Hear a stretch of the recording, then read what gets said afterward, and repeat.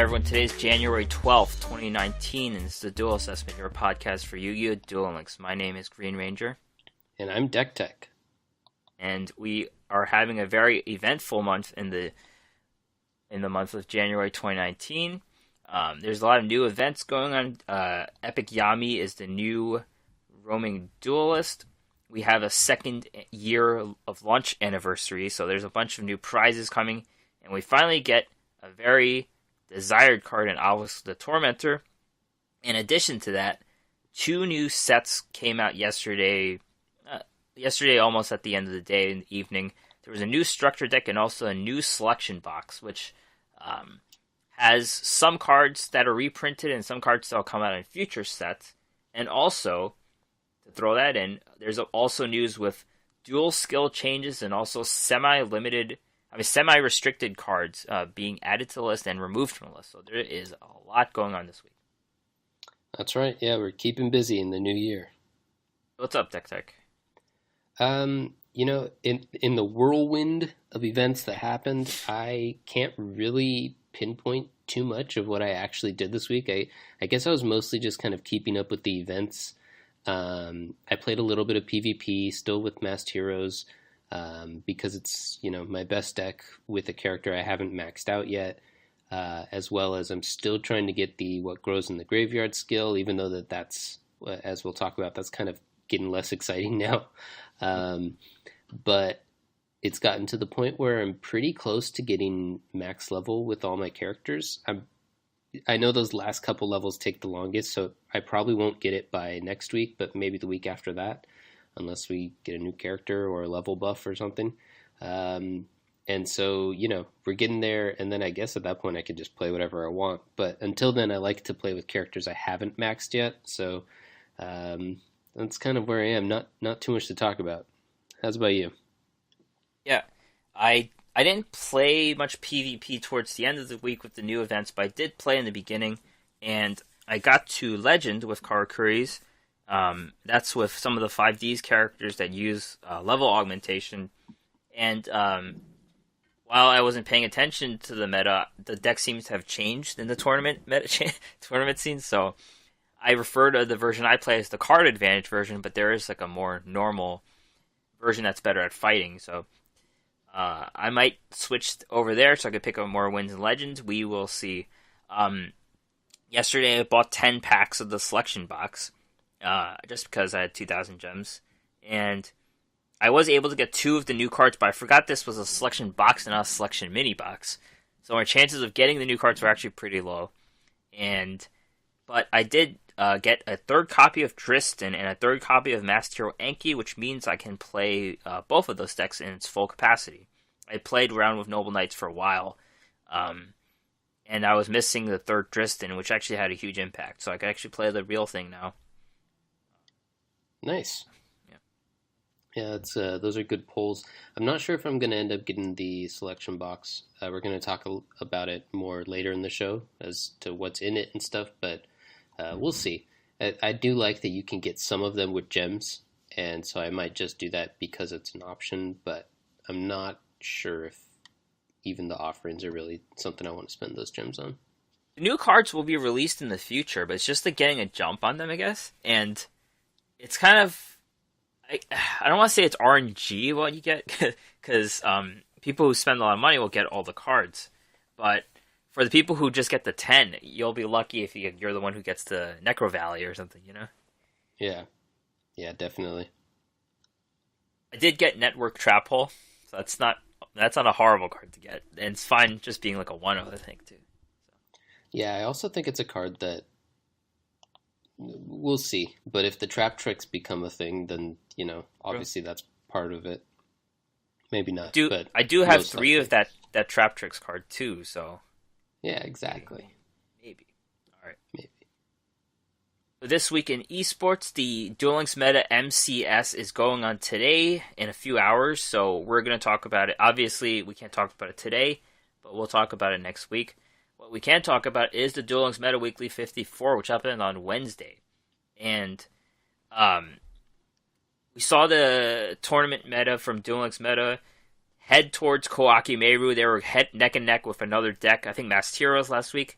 and this week they completely took over. So they represented the most decks in the top 32, and of course, most decks of all decks brought. Yeah, and by a good margin too.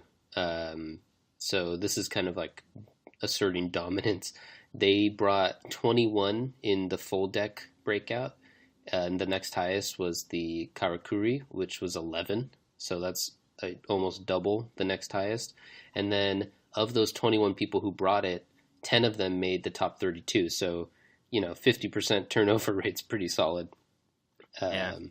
And then as we're about to get into, they also ended up getting first place. So it's obviously just a very good showing for the Kawaki Meru. Clearly doing well in the meta, at least in the tournament meta. It's also nice to see that the deck wasn't the same one as last week. It has evolved since. So we're going to go over the top decks here. Mazarik, first place. Sealed Tombs, Kawaki Meru. There's no traps here. We talked about how balance was really good because you're guaranteed a core spell. And instead, they cut all traps from this. There's no core reclamations. There are 3 Sphere Karibos, though, for protection. I guess that means there are cards that are just hitting the back row. And, let's see. I think that was for mirror matches, right? He was, because people were complaining about the coin flip meta, he was trying to play around it. So other people can't just, hey, True Nade him and then get their OTK. He's got the Sphere Karibos are really good for against that, and then he doesn't really have a ton of back row stuff that gets affected by the back row disruption anyway. Right. Just 2 econs. The tech card, non-fusion area, is actually for Buster Blader. So that could be a card that countered it. Doesn't work for Anki, because it's not really a fusion summon, but Buster Blader counts as a fusion summon when used to quick play. Yeah. It took me a while to figure out what that card was for. I was just trying to think of every single card and looking up rulings about what a fusion summon was. Yeah, I mean, I've seen a little bit of chatter about Buster Blader, just in prepping for the show. I'm kind of surprised because it seems to have come from out of nowhere. I don't know why. I mean, I guess I kind of know why, but it's interesting to see it come back. It always beat me really bad when I played Vampires on the ladder. Because that was kind of manipulating types, and they had 0 defense, so that kind of always beat me really well. Mm-hmm. Second place, KC Full. This is Karakuri. It's a 21-card deck, and as I mentioned before, I play the card advantage version. This is not the card advantage version. So there's a lot less card advantage, obviously. There's only 1 anatomy and 1 cachet. But on the flip side, you cut out all of the offerings to the doomed. So that's a card that prevents you from drawing.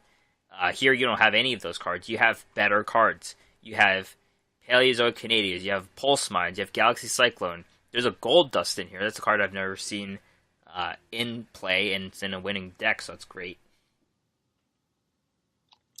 Yeah, it's interesting. Does this make you want to kind of switch over to this version?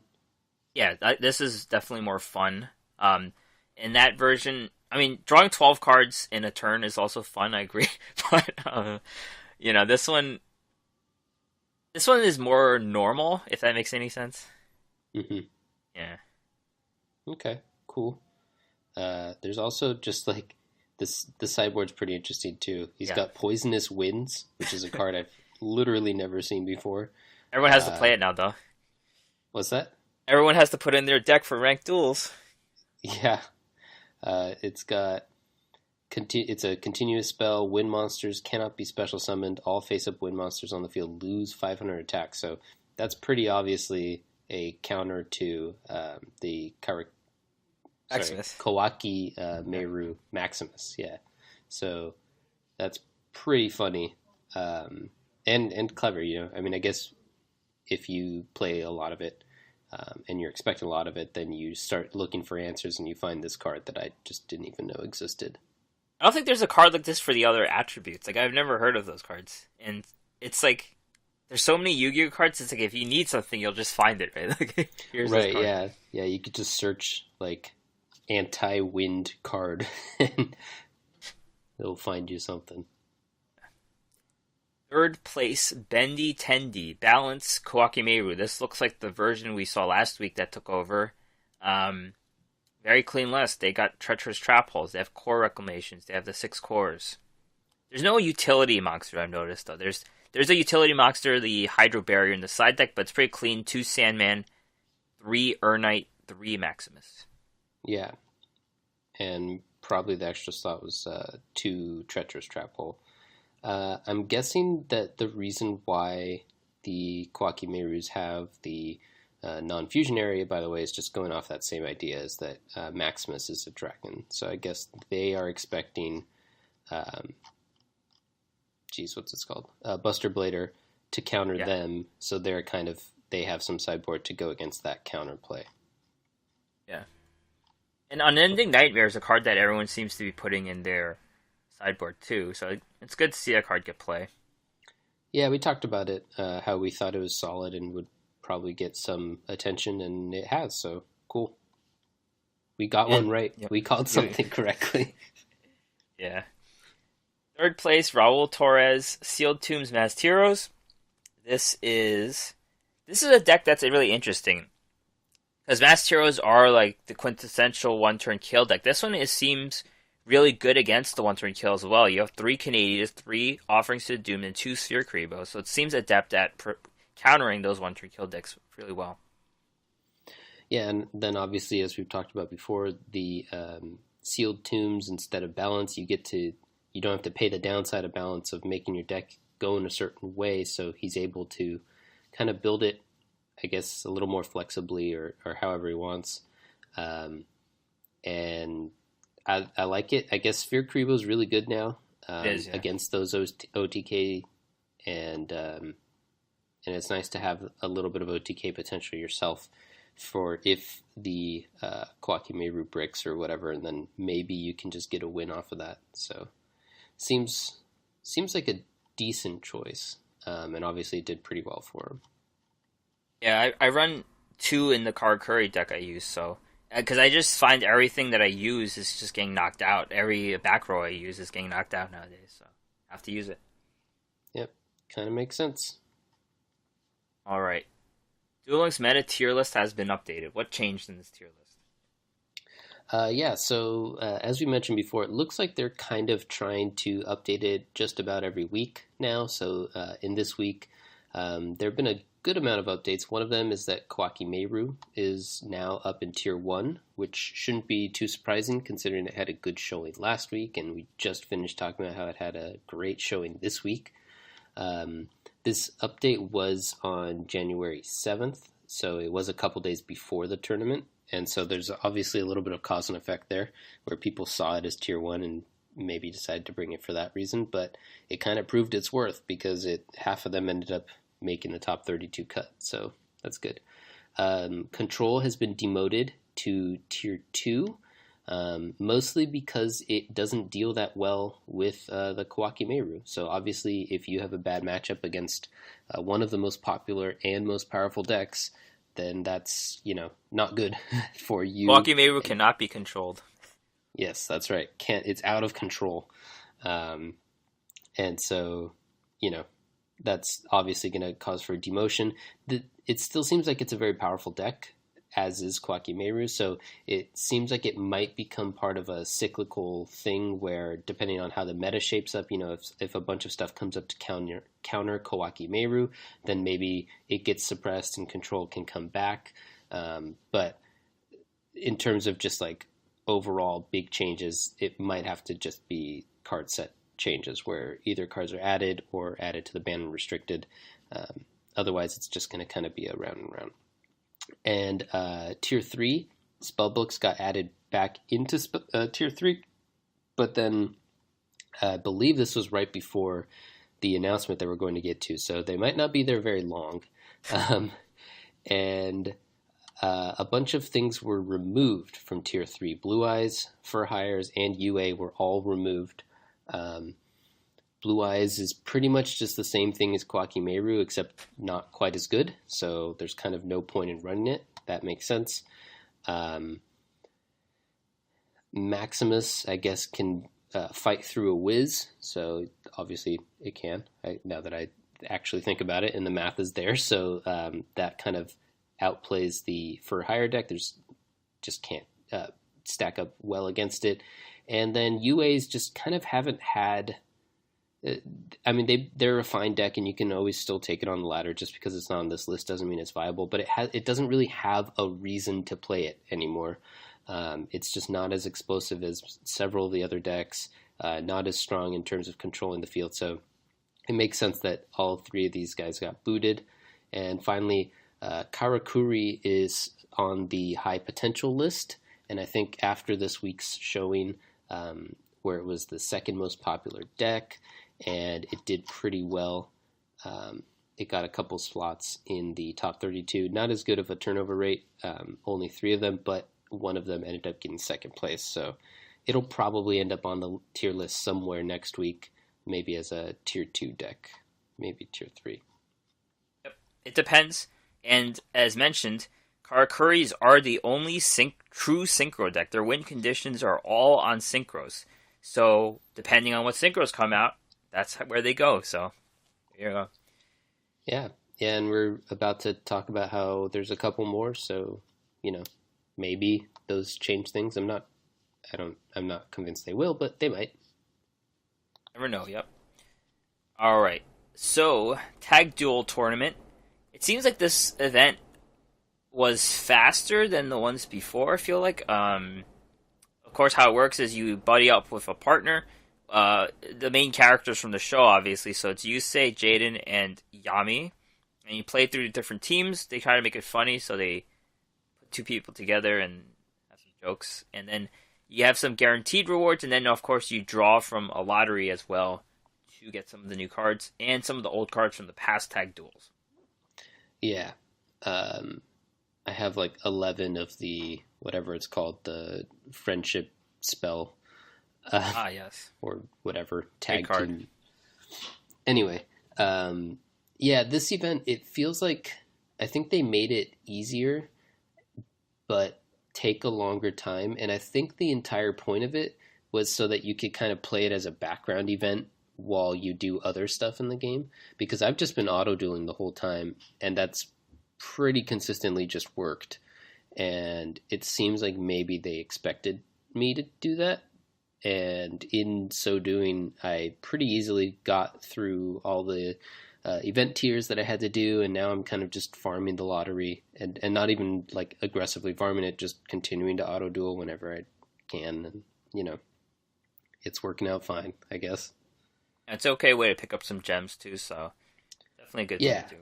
Yeah, I mean, obviously they've nerfed it as compared to like the first year when they had events like this. The lottery doesn't give nearly as many, but it is still, free gems and a decent amount of them. So yeah, I'm enjoying that. It's not like that time where they only had 1 gem. I think all of them were 1 gems. I forgot what event that was. That was the one that caused all the complaints. Yeah. Dark days. Alright, so let's talk about the 4 new cards in this set. Starlight Road Trap card. When a card or effect is activated that will destroy 2 or more cards you control and negate the effect. If you do destroy the card, then special summon Stardust Dragon from your extra deck. So there's only 1 card this really hits, and that's Treacherous Trap Hole. And it depends how many people play that card. Not every deck does, obviously, because they rely on other trap cards. But you can definitely fit Stardust Dragon in your extra deck if you're not doing anything important with it. Yeah, it's also... It's not just like if they run other trap cards, right? It's also if they run anything else that's semi-limited. So Treacherous Trap Hole used to be in every single deck. Now it's in far fewer decks. And even when it is in there, you're only running 1 or 2 almost always. So this doesn't really... It seems like a card without much of a purpose at this point. Right. Comrade Swordsman of Landstar, 3-star warrior, tuner 500-1200, just like the original. All warrior type monsters you control gain 400 attack. It seems tuners, like, there's more and more tuners now. This one has an ability that you're never really going to use, I think, unless you're playing some kind of masked hero deck that uses tuners or Noble Knights that uses tuners. But it's just a tuner, I think. It's just an Earth tuner of 3 stars, and every rare game or so you'll get this and win the game with it, I guess. Yeah, I'm with you. I mean, you're not gonna like just have it sit out there on the board or anything, so the effect isn't the most important. Um, Usually just a tuner, but yeah, like you said, every once in a while, I guess you'll be able to use it and win. It's kind of like how when you just put the random synchro cards into your sideboard, or not sideboard, extra deck, just because you have an econ. And it's like every once in a while you get to steal a tuner or something and just make a big play off of that, but it's not really part of your main game plan. Yeah. This is a very interesting card here. Chaos Goddess, 8-star Fairy Synchro. Requires 1 light tuner and 2 or more non-tuner dark monsters. 2500, 1800. Once per turn, you can send a light monster from your hand to the graveyard. Select 1 level 5 or higher dark monster in your graveyard. Special summon that monster. It can't be used as a synchro material. So, besides the point, this requires 3 cards on the board, 3 monsters on the board with different attributes. So the tuner has to be light, 2 darks. They have to add up to 8. This is like a deck building challenge, right? Like if you're adding this card, you're building your deck a really certain way, a chaos deck. It's a very fun challenge about how to play this card, but it's not really a competitive card though. But Yeah, yeah, this is the type of thing that I like to play with, if I have the time to, but it just seems pretty tough to kind of get it out, and the payoff isn't quite worth it. Like you said, it's not the most competitive card, so I did not really have plans of trying to use this one this time around. yeah, now that we're talking about having 3 monsters on the board, there's obviously a more appealing option. But here Yeah. we are. Yeah. The other new card, Trust Guardian. Trust Guardian is a rare fairy tuner, 3 stars, 0 attack, 800 defense. It cannot be used for a synchro material except for the synchro summon of a level 7 or higher synchro monster. Once per turn, that synchro monster cannot be destroyed by battle. Each time this effect is applied, it loses 400 attack and defense at the end of the damage step. So, this is a tool for synchro decks. We've seen a card called Tore Apart, which negates trap cards, I believe. It allows the monster to permanently negate trap cards. Or kind of have like the Ancient Gears ability, if you will. And this one's similar. It gives the monster a permanent ability, which is nice. So, this is something to consider for those synchro-based decks. It's definitely a good ability to give it immunity once per turn. Yeah, I'm not super interested in it. Usually, if you would have died in combat, then you're going to die next time as well. So this kind of just, I don't know, slows that down and makes you take damage over a few turns instead of just a counter swing to win, which has some value. But I just don't think that this will really fit in, especially since most of the decks that run synchros have a very specific plan where I'm trying to get it out as fast as possible. So I'm using the tuner that I can summon for free, or that I can bring back from the graveyard for free, or whatever. And so I just think this is too slow and not impactful enough, and I don't think it'll see much play. I think it depends if you want that monster on the board for its ability. Like, you keep it on the board for its ability, and then during your opponent's turn, there's a reason for it to be there or something. I don't know. No, actually, you're right. I didn't think about that. I was only thinking about like if you're attacking in and you get Wall of Deed or something. But yeah, if you're putting your synchro into defense position and using it for its ability, then yeah, this actually is very good for that purpose because it protects it kind of indefinitely Yeah. until they find some other way to deal with it. And that could be very powerful. Yeah, we don't know, though. It has its limitations of being a level 7, and it's not a fast tuner, so Yeah, I mean, we that shall seems like see. it's a very specific use. So there might become a deck where you specifically want to use that like interaction, but it's not the type of thing to me that you would just throw into any deck. Yeah. Doesn't work for card curries. Alright. So the roaming duelist this week is Epic Yami. They kind of do the thing with the lore where he's building his deck. So it's about this whole thing is about deck building. And when you get beat by him, he says this thing like, there are thousands of cards to choose from, but I can only use 20, so they're all rare cards to me.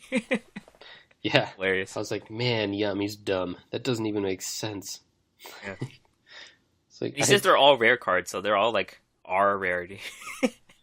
I mean, that might be it. Obviously, some are URs and SRs because we know them, but they could all be R and above. But I was just like, that's not how math works, Yami. That doesn't even make sense. Right. Well, You were around when they invented math. You should know this. he was carving stones on the rocks and stuff. Yeah. Let's look at these new cards. Some of them have to do with Dark Magician, some of them don't, but they're all his cards flavor-wise. Magician of Dark Illusion is a UR. Very interesting card. 7-star spellcaster, 2100, 2500, reverse stats of the Dark Magician. This card's name becomes Dark Magician when it's on the field. You can use these effects once per turn. One of these effects once per turn. You can use each of these effects once per turn, actually. During your opponent's turn, if you activate a spell or trap card or effect, except during the damage step, special summon this card from your hand. If you activate a spell or trap or effect while this card is face up on the field, except during the damage step, target a Dark Magician in your graveyard, special summon it. You can use this effect once while this card is face up on the field. So, I think this card could make Dark Magicians a deck. Its name is Dark Magician, so you could kind of combo a Dark Magic attack, and then you could special summon a Dark Magician. And also it cheats itself out. So there's a lot this card can do. Yeah, and it cheats itself out very easily. It's hard to say if it's good enough in this meta, just because we have such powerful things we can do, and just like generic good cards are a little bit hard to do. But you do have that Dark Magician synergy with including some pretty powerful cards with it. So I think there's some potential for this card to see play. It's a pretty solid card. I like it. I'm going to mess with it. Crusader of Endymion, 4-star spellcaster Gemini, 1900, 1200. As any Gemini, it's a normal monster, and then use Gemini summon it to become an effect monster. Once per turn, you can target one face-up card on the field that you can place a spell counter on. Place a spell counter on it. If you do, this card gains 600 attack until the end of the turn. So with the Gemini monsters, they have supervise, so you could supervise this, put the counter on the card, so it becomes a 4-star 2500. So it's some muscle for the Gemini monsters, another tool for them. I don't know if they can fit it in, because they kind of do have a specific plan going on, but it allows those they're pretty weak monsters to compete with some bigger monsters, I guess. Yeah, a little bit. I'm trying to think off the top of my head. Endymion is obviously one card that you want a spell counter for, as well as the temple or whatever that summons him. There's a couple things that you want spell counters, but nothing that's like making a huge impact in the meta. Breaker, right? That's a spell counter. Right. But anyway, actually that's a kind of a cool combo with Breaker, because then you could just keep destroying back row stuff, right? Right. Yeah, so maybe that's how I want to do it. I'm not sure. This card, it seems even more so on the side of just kind of a solid card, but just solid cards aren't good enough anymore. So my inclination is that I like this card, and it'll be good for probably like lower ranks and stuff, but just in terms of the most stacked and refined meta decks, I don't think this will see much play, with the small exception that maybe that Breaker interaction might. Because I was just thinking, cool. I was just thinking of this as a budget Gemini card, because those cards are so expensive. So it's got the same stats as those Gemini monsters. Yeah. Does the man, I forget all of their names. Does the one that is a similar the Dunamis maybe? Valkyria. Dark Valkyria. One? Yes, yeah, thank you. God, he does do stuff with she does do stuff with spell counters, actually. Yeah, kind of counter, so yeah. I guess that's how we're supposed to use it. So cool, yeah. All right, I'm sold. I wasn't before, but I am now. Charging Gaia the Fierce Knight, 7-star warrior, 2300, 2100. You can normally summon this card without tributing. If you do, its original attack becomes 1900. If this card is tributed, Add a Blackluster Soldier monster from your deck to your hand. You can use this effect once per turn. So no one in the right mind is going to use this as a 2-star or 2300 like Yugi did in the show. But it is a 4-star. I mean, it is a 7-star 1900 that could come out for free. Not for free, but like a normal summon. And it has some BLS synergy. It could tutor out at BLS. So I'm not really sure what there is going on here, but BLS is a card I've played with Vampire, so it's not meta, but it's just something to think about. I don't know. Yeah, and you can tutor. You can also run a BLS and Gaia deck. We got the Chaos, whatever it's called, field card that lets you tutor out either one. So it's not like completely unheard of to just like have them interact with each other. There's a few tools there.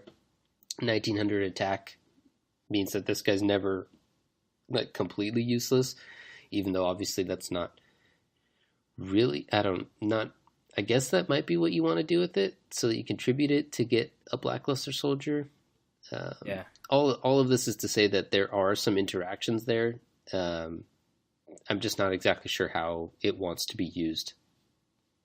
And I did not realize this either. This card comes out as a 7-star, so if you cheat out a tuner, you get an 8-star synchro right away. There you go. Yeah. I guess that might be what you want to do with it.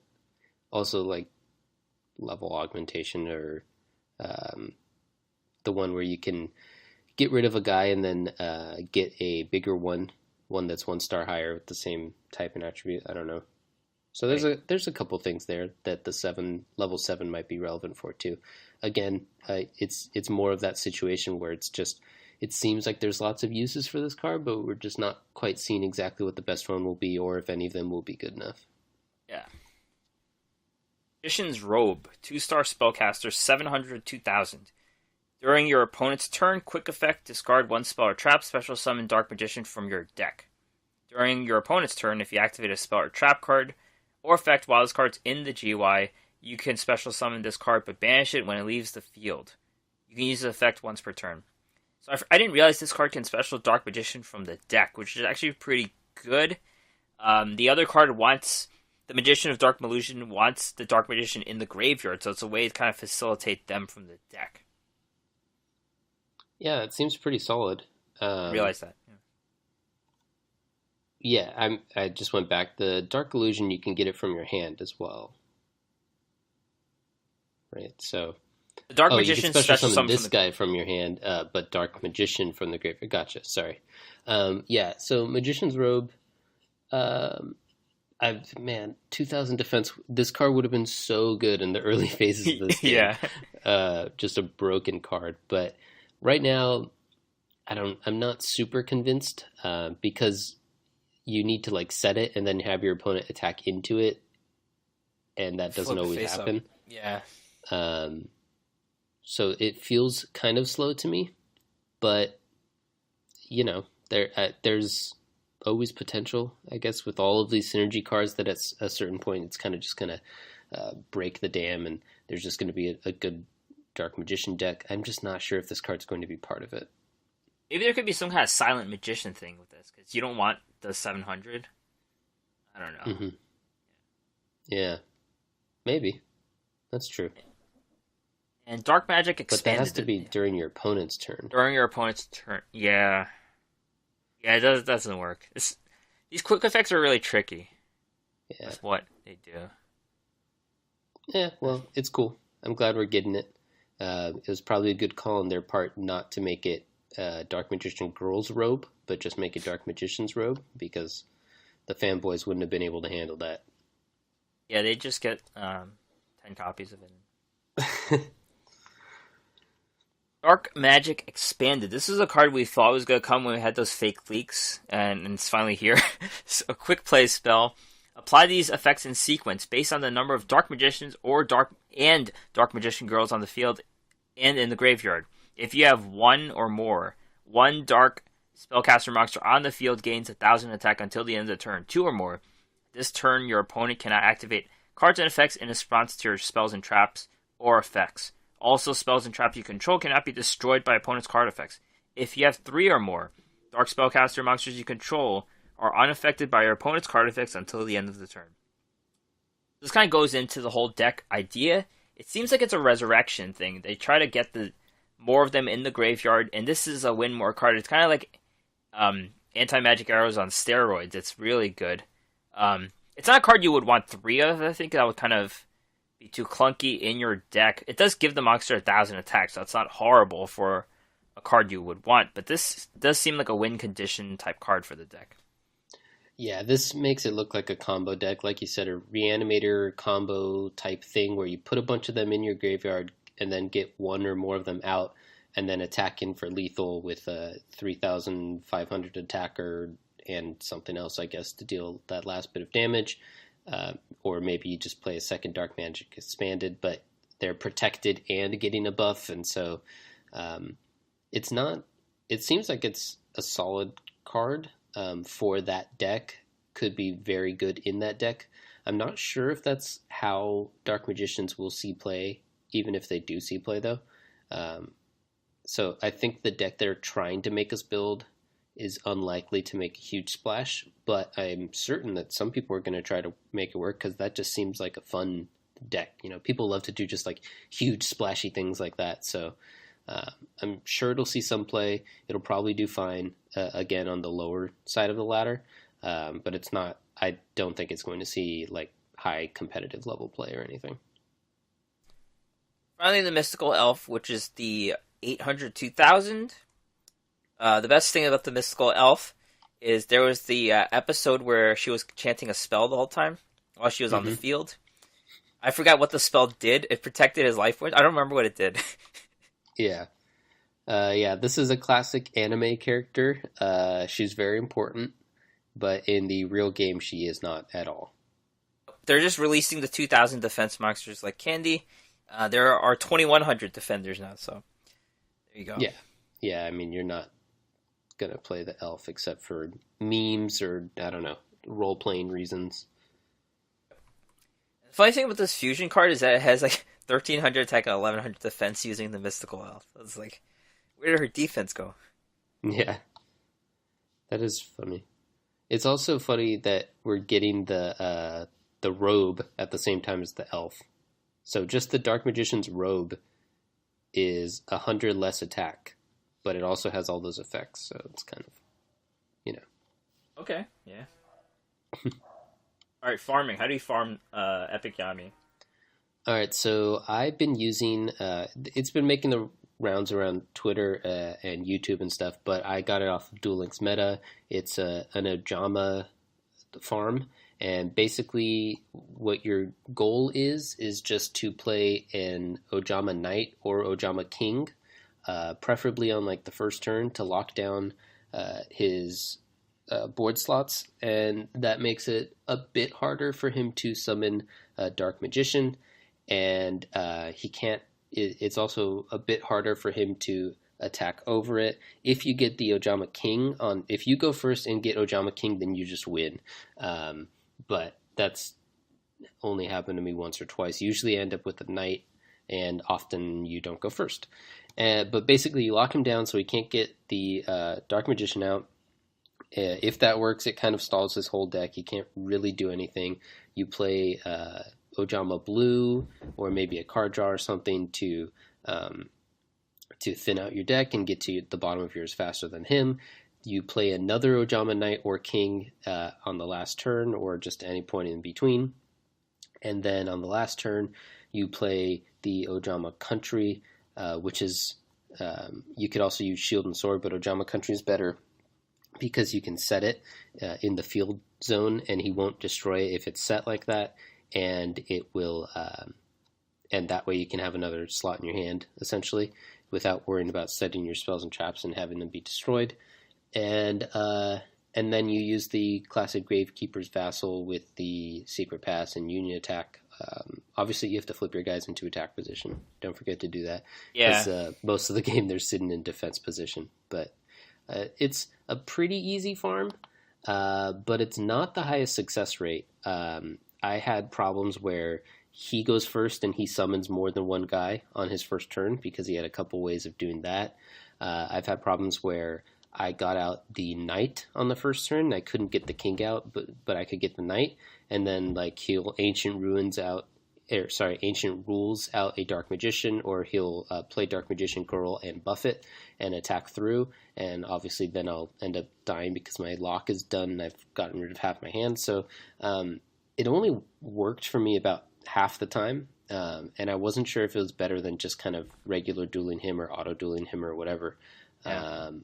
But we got news this morning that they ended up nerfing the whatever his name, Epic Yami deck. So I guess enough people were struggling or complaining or something that they decided they wanted to make it a little bit easier. And I haven't tried this method since. We've been prepping for the show and recording and stuff, and so I'm not sure how well it still works. I assume it will most likely still work because it would be odd if they tried to make him less potent and instead made him harder to farm, but it's possible. He could end up countering, part of what we do or having a workaround or something. So I say still try it. Keep an eye out on those sources like YouTube and Twitter and Duel Links Meta to make sure it still works. Hopefully it'll get a little bit easier then, and we'll have a bit more success. Yep. I have not farmed him once, but I did make the deck with intention to attempt a farm. And it's the thought that counts. I kind of just gave up farming recently. I don't know. I've just been tired of it. So, but that's not the best strategy if you want to guarantee yourself 3 of each card. So definitely don't be like me. That's right. Do as we say, not as we do. Yep. Second year of launch anniversary. I don't know why I keep calling it that, but that's the way it's going to be. And they kind of twisted the lore here because Shizu just gives Kaiba the card, and she was like, "You'll give it back to me eventually, right?" And then he just keeps it for about a few years, and you actually have to duel her for it this time. So, Obelisk the Tormentor. Everyone has been waiting for this card. 10-star Divine Beast, 4,000, 4,000. Requires 3 tributes to normal summon. He can't be set. He only goes on the offensive. He doesn't play defense. This card's normal summon cannot be negated. When normal summoned, cards and effects cannot be activated. Cannot be targeted by spells, traps, or card effects. Once per turn during the end phase, if this card was special summoned, send it to the graveyard. You contribute 2 monsters. Destroy all monsters your opponent controls. This card cannot declare an attack. The turn you activate that effect. So, obviously, getting 3 monsters on the board is a task, but this is pretty much a guaranteed win, unless your opponent runs a lot of widespread ruins, I think. Yeah, which, isn't unheard of. But I think it's a really strong card. I don't think it's incredibly difficult to get 3 monsters out for a lot of decks. A lot of decks kind of just do that naturally. So I'm not sure how much... It's hard to kind of build a deck around this because we only get 1 copy, but it seems like a powerful card that might end up just kind of seeing a little bit of play. Just put it in there as a top end. Every once in a while you'll get it out and can either sneak a win that way or just kind of brute force a win through through their guys because you have a 4,000 attacker. This card's hilarious. So we'll see if it gets any play. I mean, I don't know. I don't know how I'm going to see it. It might show up in Legends. I don't know. We'll see. I'll be scared at that point. Yeah, I'm excited. Yeah, there's nothing my Karakuri deck can do against this card. There's literally nothing. Well, cool. That's good for us, for the rest of us. One other thing is, even though she doesn't just give it to us, she pretty much just gives it to us because they give us just a level 20 Ishizu that you have to beat, who I just auto-dueled with any of my characters, just a normal whatever deck, and pretty easy to get it. I switched over to Kaiba just because, Yeah, I saw other people doing that. It's kind of like, to complete the role play, but I had I don't know, whoever it was, Asperol Keith or something, get it for me. Thanks, buddy. And other things we get 1,000 gems. We got that already. I don't know if we get any more gems, but we are getting more dream tickets for sure. 2 dream tickets, 2 UR tickets, and 2 SR tickets. Yeah, lots of good stuff here. We also get a cute little Kaiba emoji if you tweet it out. I tweeted that on my personal account. I think I retweeted the thing. It's in Japanese. You have to use a Japanese hashtag, which translates to something about like Kaiba quotes, and they specifically want. It was supposed to be like this campaign where you would quote with, or you would attach your favorite quote, or just quote it in the body of your tweet or whatever. But I don't know. That's fun. We have a link here if you want to find it. You can copy and paste it like I did. Cool. All right.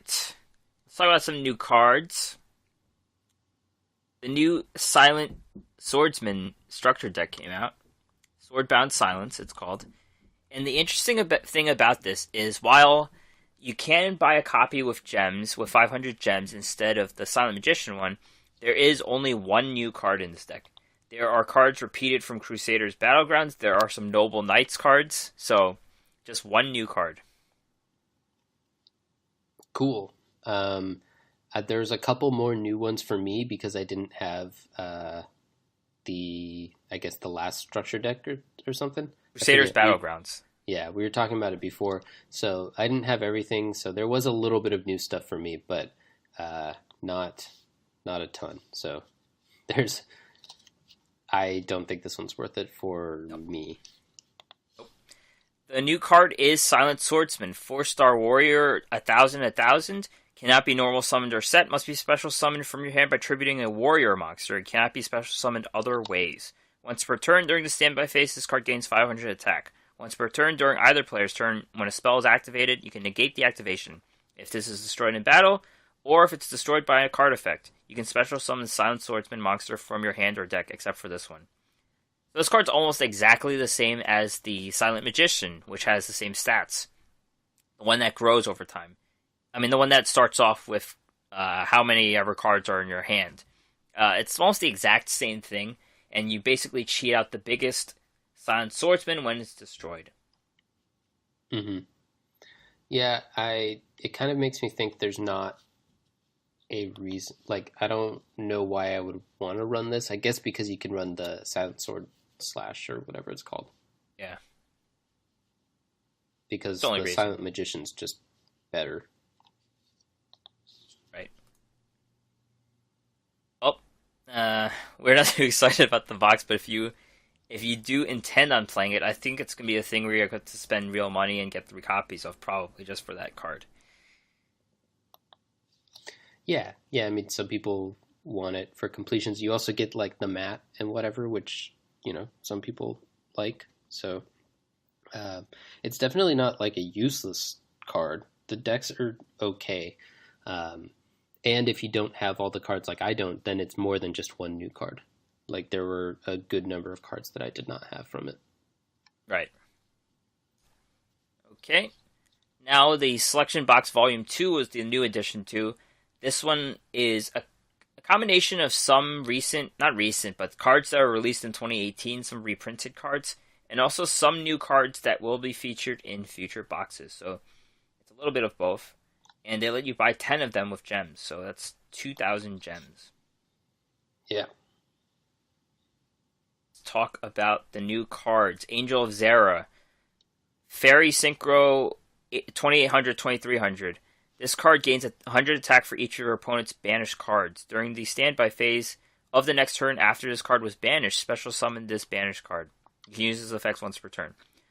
So it's a synchro monster that has banish synergy in that when it's banished, it comes back. So if it's destroyed, who cares? But if it's banished, it comes back. It is an 8-star, so it kind of competes with Stardust Dragon. It works with a card called Eccentric Boy, which comes out in this set. But it's only for those cute banish effects. The chaos strategy, maybe. I don't know. Yeah, I mean, I think it's pretty good. There's a decent amount of banish just from people doing, what are they called? The Paleozoics or... Vampires, yeah. Like vampire effects, yeah. So there's some value there. And it could, in some decks, just be a better level 8. And then, like I put in there, the Eccentric Boy interaction is kind of cool, where Eccentric Boy is a 3-star. It says, When using this card as Synchro Material Monster, the other Synchro Material Monster is one monster in your hand. So you just need a level 5 in your hand, and then you could just play this as a normal summon and get out that guy. And then the other part of it is the Synchro Monster that uses this card as a Synchro Material Monster cannot activate its effects. Its effects are negated and is removed from play when it is removed from the field. So you get out the Zera and with a special summon, or with the normal summon of Eccentric Boy, and then it kind of brings itself back because when special summon this banished card, you can only use the effect once per turn. So, during the standby phase of the next turn after it was banished, then you could special summon it. So this, like, the downside of Eccentric Boy is kind of mostly negated by Zera's effect, which is pretty cool. It kind of like loses its abilities, but then when it's banished, it gets it back. Sort of, it's kind of funny. Yeah, that's fairly common in card games because they don't want you to have to be able to track, cards that were removed from play and whatnot. Right. Cool. Masked Hero Diane. 8-star Warrior Fusion 2800 3000. Must be special summoned with Mask Change. When this card destroys an opponent's monster by battle and sends it to the graveyard, special summon a level 4 or hero monster from your deck. So this card has more defense than Enki. You use it the same way. It works well with Wildheart, because Wildheart's immune to traps. I'm not sure if you would play this over Enki. It is a stronger defense, and usually you beat Enki by flipping him into defense. I don't know. I'm not sure. Yeah, I mean, I'm seeing it as you just put one of these into your... So what I would do in my version is I would probably just put the 3 Yankees, 1 Dian, and 1 of... maybe 2 Dian, or I would do what I have now, which is one of my free tuner guys, and just one of whatever the powerful tuner's called, Armades. So you just cut out the fusion altogether, right? Like the old fusion with the Masked Heroes, right? Yeah, I did. I'm still running balance, so it's easier to do that. But I guess I could see some of the fusion. Obviously, you're running tight on slots. Most people, though, in Masked Heroes are just running Yankee, so they have extra slots. So you might as well run this guy. But, I think it's good. I hope, if I end up buying the packs, I hope I open it. And if not, then, I hope I get it when it comes out. Let's calculate your odds, see if you're lucky. Yeah. That's not what I did. Just like, I'll spend 2,000 without even looking at the odds. Never lucky, so maybe I won't. Necro Valley. Field spell. All Gravekeepers gain 500 attack and defense. Cards in the graveyard cannot be banished. Negate any card effect that would move a card in the graveyard to a different place. Negate any card effect that changes types or attributes in the graveyard. So this is one of the most anticipated cards to come out. It makes the Gravekeepers competitive on the board because they are really understated monsters. It basically just exists to shut down the graveyard. Any graveyard interaction is gone. If this card comes out in mass, which it will in the future, Vampires will definitely be done. It's definitely going to be a sideboard card to shut down graveyards, so you don't have to run Sealed Tombs. Yep, that pretty much covers it. I think this card might just end up seeing a decent amount of play in tournaments just as a sideboard card. Yep. Night Beam. You are a spell. Target one set spell or trap your opponent controls, destroy it. Your opponent cannot activate the targeted card in response to this card's activation. So this card's similar to Fire Formation Gyaku, Galaxy Cyclone, Cosmic Cyclone. There's a different use. It's probably most similar to Fire Formation Gyaku because it just says they can't react to, they can't flip it over. And there's a different use for every deck, so this card probably will see some play. Yeah, I think it'll see some play at some point. It's just a solid card, and like you said, there's certain reasons why you'd play one of the similar cards over it, but every once in a while this will be the best option, so it'll just see play. HTS Psyhemoth. Psychic Synchro, a level 6, 2400, 1800. After damage calculation, when this card battles an opponent's monster, you can banish that monster. Also banish this card. So the stats aren't amazing, I guess, for 6, 2400. And and it gives you the option to banish both cards that were involved in the battle. I mean, it's not a horrible ability. There's definitely a reason you would want to do it, though, and you would have to use some kind of abusing banish mechanics, I think. Yeah, I think this is maybe just like one of the better level 6 synchros because just as a toolbox option, because you have that option to banish, so you can kind of just win whatever fight you want. So that's good. We see lots of removal, banish, control type cards. I think this might become a card that you see fairly frequently just as a one of in people's extra decks. And right now, from Karakuri's standpoint, 6s are no good. They just don't line up with the math. But it's going to fit in somewhere eventually, and you could just probably find the tuner that works, probably. Yeah, I see it more in like the decks that just run like a tuner and then econ and whatever, and they just kind of want a toolbox thing where it's just an option as opposed to a deck that like specifically wants this guy out and is built around it and whatnot. Samsara, Dragon of Rebirth, 5-star Dragon Synchro, 100 attack, 2600 defense. If this card is destroyed by battle and sent to the graveyard, or if this card you control is sent to the graveyard by a card effect, opponent's card effect, you can target one monster in either player's graveyard except for Samsara, special summon it. You can only use this effect once per turn. This has a lot of versatility. It's got bad stats. It's like defensive stats, I guess that's one way to put it. And I think the best way is to abuse a card like Worm, like a card you have a really strong ability of and you want to bring back. Okay, sure. I don't think this guy's really going to see much play. I'm not that impressed. There's obviously some good uses there. You can also steal your opponent's monster. I don't know. I'm not that impressed by this guy. Seems to be a card you need to ram into something to get an effect off or something.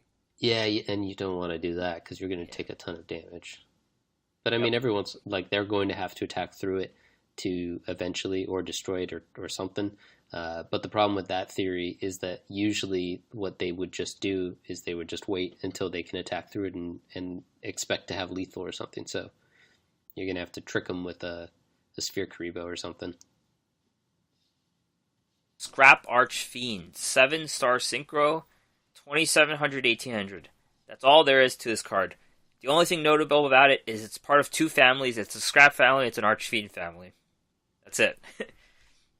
Cool. I assume 2700 is pretty high for a level 7 Synchro, but I'm just not interested, really. Oh, this is filler. Yeah. What's the next new card? Solid Soldier, right? Yeah. Elemental Hero Solid Soldier. This is the second card I got. 4-star Warrior, 1300, 1100. When this card's normal summon, you can special summon level 4 or lower hero monster from your hand. If this card is sent to the monster zone, from the monster zone to the graveyard by a spell effect, you can target one hero monster in your graveyard except for Solid Soldier. Special summon in defense. You can use this effect once per turn. So, the heroes are pretty bad overall. They've never been competitive in Duel Links, but this is a card that helps their cause again. You kind of try to want to abuse an ability. You special summon them, and then you could fuse them, and then you could bring the one back or something. So it's kind of facilitating graveyard things with them. It also works really well with mask change, right? Yeah. You mask change something, and especially if that something is something you want out, then you can mask change that thing and then mask change this guy and all the mask change to bring stuff back and just get huge advantage from that. So this might see some play. I think it's really good for just giving you, resources to use up. Right. Solid card, as it said in its name. Eccentric Boy you already talked about, but it's basically like the fastest tuner there is, and because it lets you use the card in your hand, so definitely a card to keep an eye out for, and also its other ability. So yeah, I think it's a decent card. It would be good to open it. Spore, 1-star plant tuner, 400, 800. If this card's in your graveyard, banish another plant from your graveyard. Special summon this card, increase its level by that level of the banished monster. So this is a fast tuner as well. It augments itself. You have to play a plant deck though, so there it is. Yeah, we don't really have a plant deck right now that makes me think this is kind of worth playing. Wiseman's Chalice, normal spell. If you control no monsters, select one monster in your opponent's graveyard, special summon it. During the end phase of this turn, give control of that special summon monster to your opponent. Give it back to your opponent, I guess. The monster cannot be tributed or used as a synchro material monster when it's face up on the field. It seems like a stall card where they kind of try to take the monster and leave it on the board and equip a mask on it or something. I'm not sure. Yeah, it could also just be like just a final blow, just, I don't know, in a tight match. There's a few, not many, but a few cards that instead of tributing are like destroy one of yours and destroy one of theirs or whatever. So you can, I don't know, use it as fuel for something like that. This is an interesting card. I like it. I'm not exactly sure how it sees play yet, but I'd like to play with it. So, this is not a good bet to try to get it in this time around, but maybe when it comes around next time, I can get a few and try to play with it. Yep. And finally, Network Trap Hole. Traps a trap. When your opponent special summons a monster from the main deck or graveyard, banish it face down. This is the other card I got. It seems better than Floodgate in most situations. It doesn't seem better than Paleozoic Canadia, though, but there are cards that pretty much, some Odeon decks that just use every single trap card, so this could work for that. And also for banish effects, too. Yeah, and then just because the trap tricks, we want more trap hole cards. Right. So this is just kind of a good one to add to the pool. It's usable, unlike some of the other ones that we've gotten. So I think it's just kind of worth considering, and there's enough special summons that is good. It's going to have some activations in most matchups. And banish face down's an interesting thing that hasn't been explored in Duel Links. There are some cards that do it, but you kind of know what you're banishing face down. So I guess if they're counting their card, if you're counting their opponent's deck, you can't count it anymore, or you forgot it or something. It's like depending on your memory, I guess. Yeah, it also, if it's face down, it doesn't have its types or attributes. And so that's sometimes relevant because there's cards that let you bring back, like, whatever, a dark monster, a banished dark monster or something, and it doesn't count as that when it's banished face down. I did not know that. So. I'm pretty sure. That definitely makes sense. Yeah. All right. The last thing we're going to talk about are skills, dual skill changes, and the semi-limitless change, too. So, a bunch of dual skills changed, and these were not ones that we expected. They're mostly skills that no one uses. I guess that's the best way. They're trying to get more people to use unused skills. Yeah, which is interesting. A lot of games, just all games have a different theory on how to deal with like balance changes and stuff. And some games, such as Hearthstone, where we both kind of met and came from, they don't really buff stuff almost ever, and even when they buff stuff, it's kind of more like a indirect tiny buff instead of just like an explicit we're buffing this and this is how, and we want to get it to see more play. So this is kind of a new area for us where we haven't seen stuff like this too much. So it's interesting. I like to see that they're messing around with various different ways to get a little bit more variety in the game. So that's kind of cool. And another thing I think that motivated this was because they advertised speed duels in Duel Links, and they are actually releasing speed duels as cards, and they have character skills. So they might be testing character skills in Duel Links, if that makes any sense. Oh yeah, for sure. That's a good point. Duel Links is great for testing this because they get so much data. Yeah. And it's just it's so easy to collect data and very quick too. And so this is like a great way for them to test stuff out.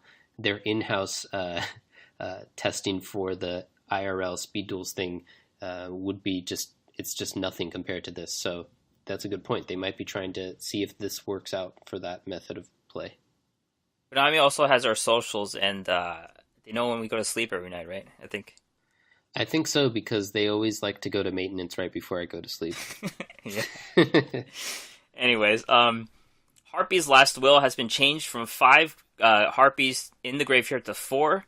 You just get Harpy's Feather Duster now, so I mean, Hey Truni kind of does the same thing, and they're not the most explosive deck, so I don't think it matters how many you have. The skill just isn't good. So Yeah, I'm with you.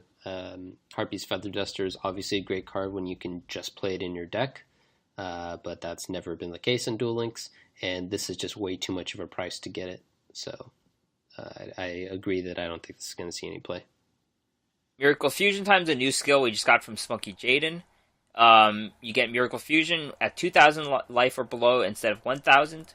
This makes me think you could just use it after paying for Mirror Wall, which is definitely good. If there's going to be any elemental hero deck, you would be running Mirror Wall and using this skill. It helps. And Ties, too. Ties works. Yeah. So, cool. That's good. I think that one might actually see play. That's at least a better chance than Harpy's last will. And all of these skills, the following skills, have been reduced. They were kind of like 1,800, lose 1,800 and draw a card skills. Now it's lose 1,000. And it's not like Draw Sense Light or anything like that. These are specific, not specific, but they're more like type monsters. And the first one's Bring It. You draw a level 8 Dark Warrior. And there's only 5 of them in the game. And one of them is very relevant. It's the Vision Hero Witch Raider. Yeah, I like that use. That seems fun. I really like Vision Hero Witch Raider, and it's pretty easy to take 1,000, so I could see that being relevant. Buzz On.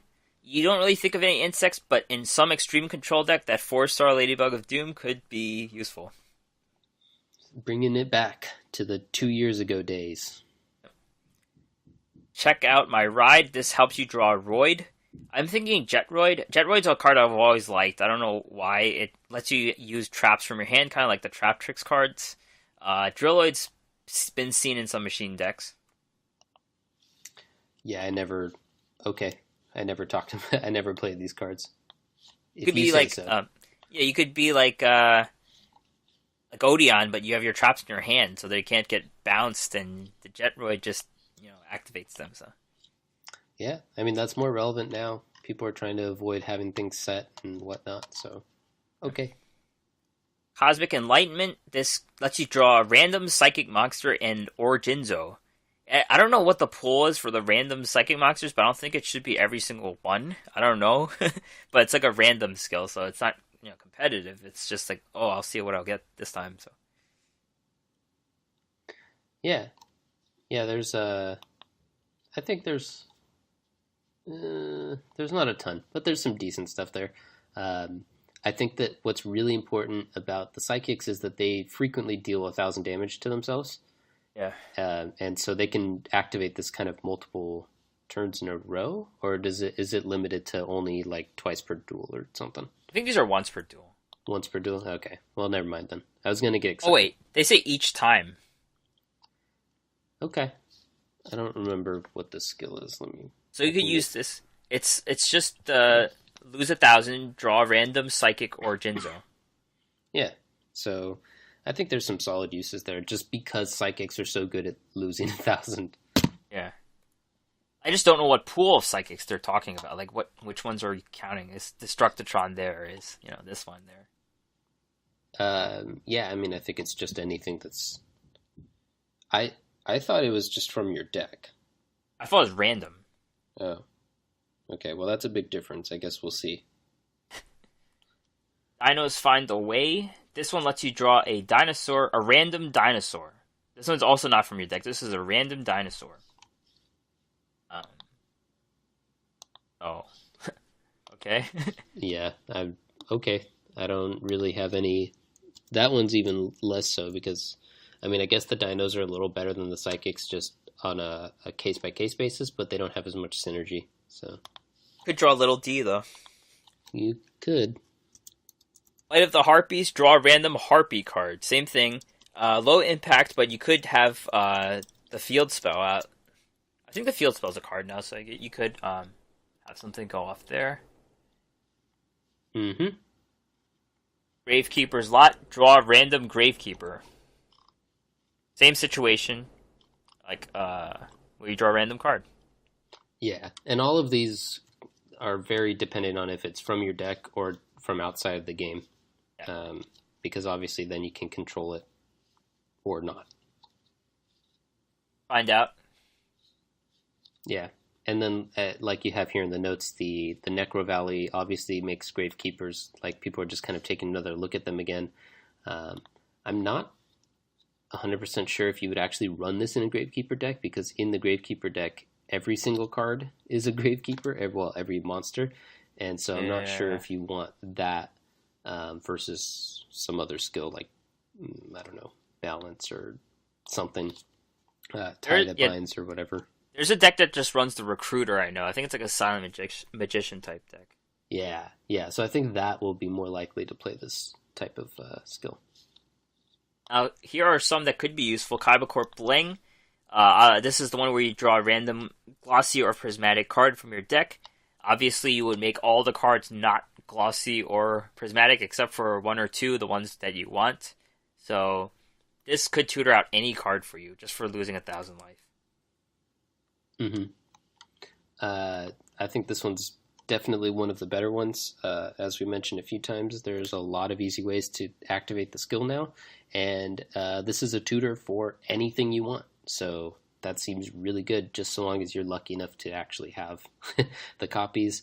And now you just kind of need to collect 3 normal and 3 of the special glossy or prismatic of whatever, instead of just 3 total.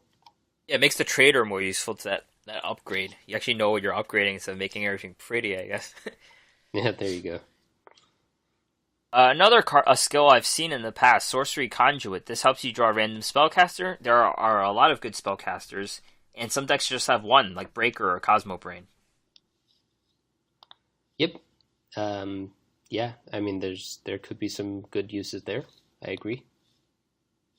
And Zombie Draw. This one lets you draw a random zombie monster. I'm not sure it's from your deck again. The wording's a bit weird.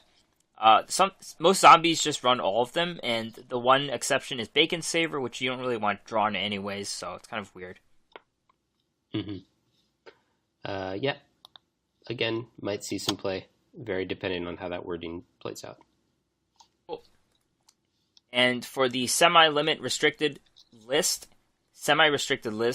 these cards are the ones that you can only have 2 of in your deck, and 2 of all semi-restricted cards. Spellbook of Fate. So Spellbook of Fate is added on the list. It doesn't really matter if you have 3 or 2 of them because they recycle, but this prevents you from playing Treacherous Trap Hole. Yeah, and also, I mean, you don't have infinite recycles, so I do think it matters in that sense. You also have, I mean, you use a lot of tutors in that deck, but you have a smaller chance of just drawing it naturally, so I think this is a fairly big change, and I think it's maybe big enough to kick it back off of the the list, the tier list. So there's something there. I frankly don't miss spellbooks at all. Like, they were one of the least decks that I just hated playing against them because I was just waiting the whole time. Yeah, your turns take forever.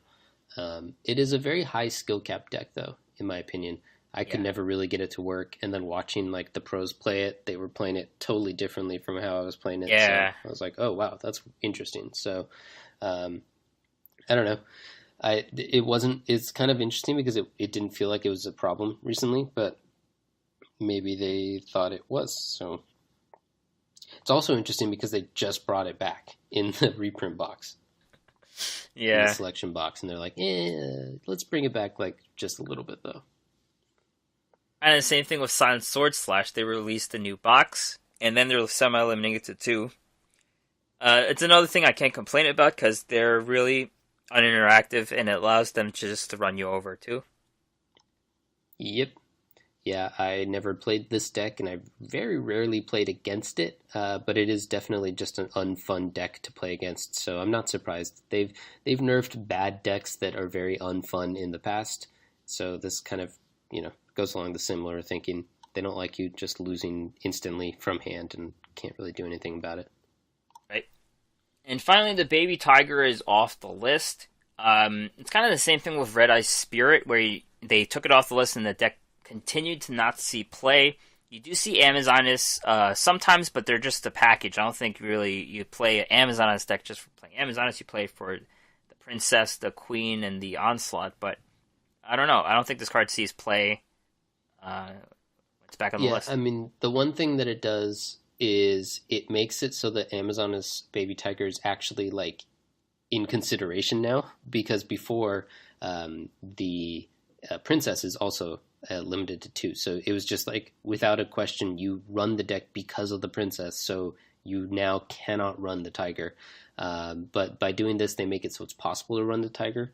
Another interesting thing is for the Armades decks, which is something that I was kind of trying to do. I was thinking, if I have Princess, I can pitch stuff and then bring it back with the tuner guy. And then, so I was kind of running it in an Amazonas package. And this seems like it would help out with that, because instead of running like Man-Eater bugs and stuff, now I could run a card I actually want to run in my deck as well. Yep. So all right, I kind of agree. I don't think it's likely to bring the deck back. It's definitely not going to bring it back to the former glory. It's a minimal unnerf, but it is something that I'm interested in. Yeah, overall these nerfs are really unexpected. I think they're trying to do some preemptive things. They're trying to infuse new skills. It's just a very chaotic situation. The ranked meta isn't really defined. We have a very dominant deck right now. We have some old dominant decks still in the meta, and then all this stuff at once. So it's very chaotic right now. I don't know what to make of it. Yeah, kind of classic Duel Links. There's just a lot happening. All right, upcoming news. Sector Security is back. New reward cards, Trudge Skill. Obtain Jack Atlas late January. Duel-a-thon, and of course the Casey Cup is back next month. Yep, so remember to hit Legend or higher this month to get yourself a little head start on the KC Cup. I got it already. Oh, yes, you did. I did not. I was telling the fans and reminding myself. And then also Jack Atlas at the end of the month is interesting because that might be perfect timing for me, where I just need someone to level next. That is true. He's just level 30. Let's just level 30, though, so you'll be done fast. Yeah. Oh, well. It's been a while since I've maxed out my levels, so need to do that again. Yeah. All right, so we're going to end this week a little differently than usual. We have some sad news to report from the Duel Links community. Our friend, one of our biggest fans of the podcast, can't say enough about that. Duel Puzzles passed away recently this week. He stepped away from the scene to deal with his health issues. Unfortunately, he did not make it. Definitely deepest condolences to him and his family. And it's very sad news, very tragic news. Yeah, so instead of like our normal send-off, we just kind of want to have a brief just moment to say thanks, brief moment of silence, and just kind of reminder to everyone to just be good to each other, and bring people up in the community and bring the community up as a whole, kind of to honor him instead of tearing people down and stuff. So be good to each other. We'll see you guys next week.